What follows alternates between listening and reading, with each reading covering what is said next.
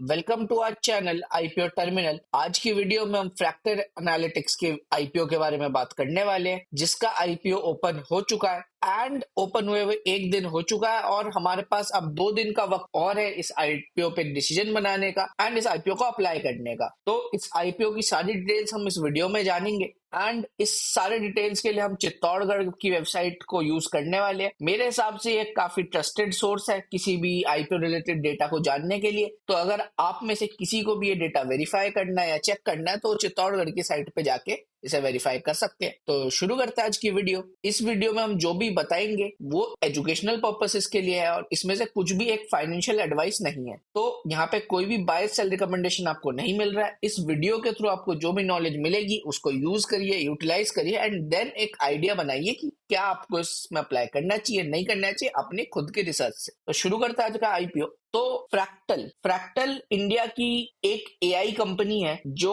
AI के ऊपर analytics provide करती है कंपनीज को। फिलहाल मार्केट में आपने काफी आर्टिकल्स पढ़े होंगे जहां बोला जा रहा है कि इंडिया की पहली एआई कंपनी का आईपीओ है, बट उस हिसाब से डिमांड मार्केट में फिलहाल नहीं है। डिमांड की बात आगे हम करेंगे। फिलहाल जो इसका इशू साइज है वो 2800 करोड़ है एंड ये इशू साइज एक डिसेंट अमाउंट है जिसपे हम अप्लाई करने का सोच सकते हैं, जिसपे हमें अच्छा अलॉटमेंट भी मिल सकता है। Open date 9 Feb, close 11। Price band आपका ये है जिसमें 900 पे ही हम अप्लाई करेंगे और मार्केट कैपिटलाइजेशन इन्होंने 15,000 करोड़ की रखी है। अब अगर हम आईपीओ के डिटेल्स पे जाए तो इसका जो लॉट साइज रहने वाला है वो 16 शेयर्स का रहने वाला है। ये फ्रेश इशू और ओएफएस का मिक्स है, उसके आगे हम बात करेंगे इसके ऊपर। Offer for sale around 1800 crore का है एंड अराउंड 1000 करोड़ का समथिंग फ्रेश इशू है। फिलहाल इसमें फ्रेश इशू कम है, अराउंड 36 समथिंग परसेंट है, बट स्टिल ये पॉजिटिव है कि एटलीस्ट फ्रेश इशू है। बट आने वाले पॉइंट पे आपको नोटिस होगा कि ये फ्रेश इशू काफी ही नेगेटिव इंपैक्ट छोड़ रहा है इस आईपीओ पे,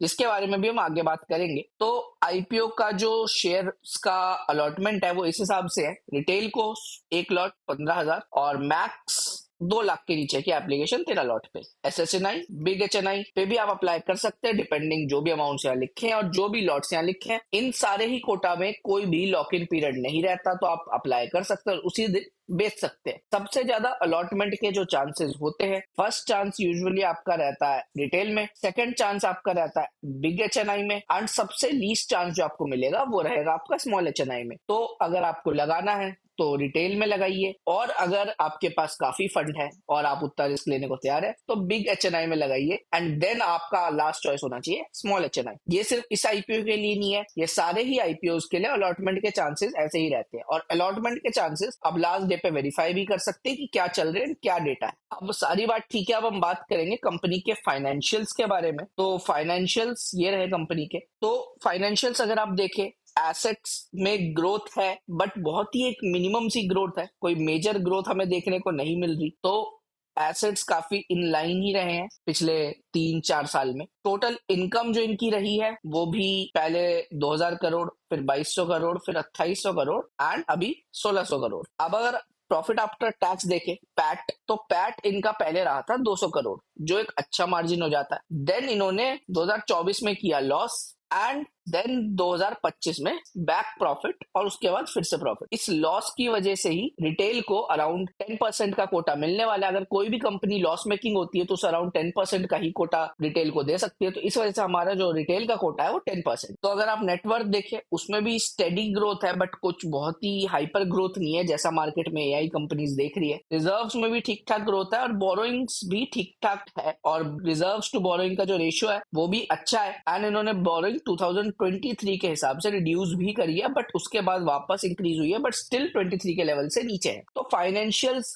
बुरे नहीं है बट कुछ खास अच्छे भी नहीं है और एक लॉस मेकिंग भी रहा है एंड एक एवरेज फाइनेंशियल्स आप इसे कह सकते हैं। सारे पॉइंटर्स सही है एक्सेप्ट जो ये पैट है, एक बार पॉजिटिव फिर नेगेटिव फिर पॉजिटिव। तो एक स्टेडी पैट में जो ग्रोथ है वो हमें देखने को नहीं मिल रहा है, जिसकी वजह से आप इसे एक नेगेटिव पॉइंट की तरह ले सकते हैं कि एक प्रॉफिट मार्जिन कंपनी को नहीं समझ आ रहा है कि कहां से वो निकाल पाए। अब इनको क्यों चाहिए ये पैसा, जितना ये फ्रेश इशू उठा रहे 1000 करोड़ समथिंग का, तो इनको अपनी एक सब्सिडरी में पैसा लगाना है यूएस वाली। देन आपको लैपटॉप्स खरीदने हैं। मैंने काफी आईपीओ स्टडी करे एंड उसमें ऐसा पॉइंट बहुत रेयरली ही मैंने पढ़ा है कि परचेज ऑफ लैपटॉप्स, जहां पे इनके पास 2000 करोड़ के रिजर्व्स है। तो आईपीओ से इन्हें लैपटॉप्स क्यों लेने, ये चीज समझ नहीं आई। फिर न्यू ऑफिस सेट करने हैं, और ये है बेसिक जो बातें हो जाती है नॉर्मल वाली। तो ये तो हो गया इस आईपीओ का बेसिक डिटेल्स। तो आपको पता चल चुका है कि पैट वगैरह क्या है, प्रॉफिट मार्जिन, फाइनेंशियल्स एवरेज हैं, और फ्रेश इशू भी कुछ खास काम का लग नहीं रहा, क्योंकि फ्रेश इशू से कुछ खास अच्छा कर नहीं रहे हैं कि कंपनी की ग्रोथ या फिर एआई सेक्टर में ग्रोथ पे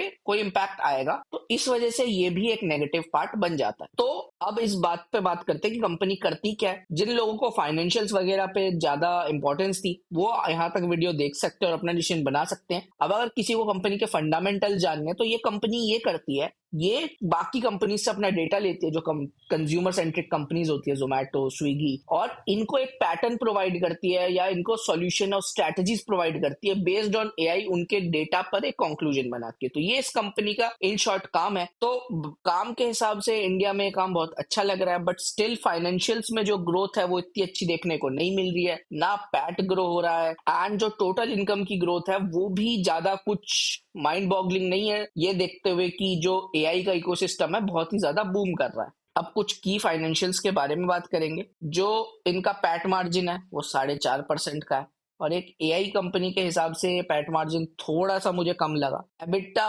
12%, प्राइस टू बुक वैल्यू यहाँ पे है नहीं। अगर आप ईपीएस और वो देखे प्री आईपीओ, तो ये अराउंड 13 और 65 है। तो पी रेशियो थोड़ा सा ज्यादा है, but as a AI company शायद हम इस लेवल पे सेव वैल्यू कर सकते हैं। बट सबसे जो नेगेटिव पार्ट यहाँ आपको दिखेगा वो है इसका प्रमोटर होल्डिंग। अब प्रमोटर होल्डिंग 18% है। तो जिन लोगों को नहीं पता what a promoter holding is, तो ये कंपनी के कोर फाउंडर्स की होल्डिंग आप समझ सकते हैं, जिन्होंने कंपनी फाउंड करी है। तो 18% ही फाउंडर्स अपनी कंपनी को ओन करते हैं। तो ये एक स्टार्टअप की तरह ही है, जैसे जैसे इन्होंने फंड रेज करा वैसे वैसे अपनी इक्विटी आगे दे दी। और यही रीजन रहता है कि मॉडर्न एज आईपीओस पे ओएफएस का बहुत ज्यादा प्रेशर रहता है, क्योंकि जो अर्ली इन्वेस्टर्स होते हैं उनको एग्जिट चाहिए होता है, और वैसे ही एग्जिट की वजह से इनको ओएफएस लेके आना पड़ता है। तो ये एक रीजन है। और पहले दिन का जो हम सब्सक्रिप्शन देख रहे हैं वो बहुत ही माइन्यूट सब्सक्रिप्शन इन्हें मिला है। क्यूआईबी बिल्कुल ही अभी के लिए इंटरेस्टेड नहीं है, हालांकि क्यूआईबी आखिरी दिन पे ही आती है। एम्प्लॉय कोटा भी नहीं भरा है अभी तक। रिटेल में भी बहुत कम सब्सक्रिप्शन है, ये देखते हुए कि मार्केट में एक लौती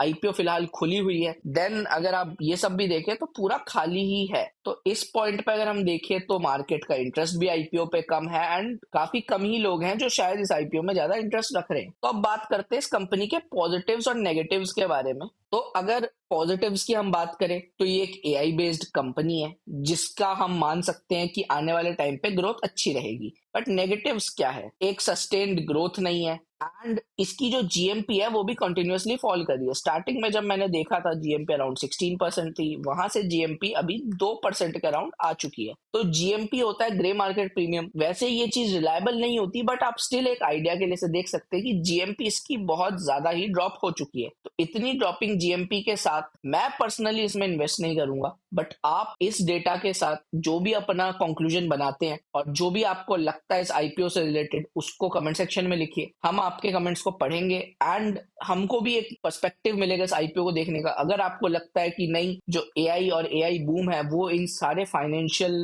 लूपहोल्स और जितने भी चीजें खराब है इस कंपनी में, उनको ओवर पावर करके एक अच्छा लिस्टिंग गेन दे सकती है, तो वो भी आप अपना पॉइंट ऑफ व्यू यहाँ लिख सकते हैं। एंड इस वीडियो में कोई भी चीज फाइनेंशियल एडवाइस नहीं है, ये एजुकेशनल पर्पसेस के लिए। तो अगर आपको ये वीडियो पसंद आई है तो वीडियो को लाइक करिए, सब्सक्राइब करिए, and we'll see you in the next video.